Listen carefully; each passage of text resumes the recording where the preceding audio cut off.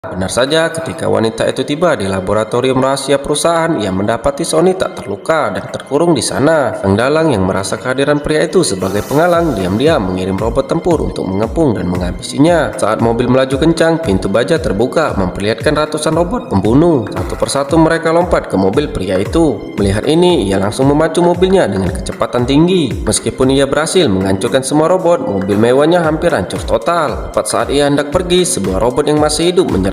Melihat robot itu akan melancarkan serangan fatal, pria itu tak punya pilihan selain memperlihatkan lengan mekaniknya. Tak disangka tubuh pria itu juga telah dimodifikasi menjadi bentuk mekanik dan kekuatannya jauh melampaui robot biasa. Mengetahui dirinya kalah, robot itu segera melarikan diri lalu terjun ke lautan api. Tak lama kemudian, petinggi tiba di lokasi kejadian bersama timnya. Pria itu menjelaskan bahwa ia telah diserang oleh sekelompok robot, tetapi pria tersebut mengklaim bahwa pria itu pasti terlalu lelah dan tertidur, menyebabkannya menabrak trotoar dan menyebabkan kecelakaan. Bukti di lokasi kejadian telah dihapus seluruhnya oleh robot-robot tersebut. Sampainya di rumah, ia mengunci tangannya dan kemudian wanita itu diam-diam membawanya ke Sony. Sony memberi pria itu sebuah gambar yang menunjukkan bahwa pasti ada petunjuk penting di sana. Ia segera berangkat hanya untuk menemukan sejumlah besar robot generasi pertama yang usang menunggu untuk dihancurkan. Namun ketika ia menjelajahi lebih dalam, ia menemukan generasi robot baru yang membantai robot-robot generasi pertama. Mereka dengan cepat menemukan pria itu.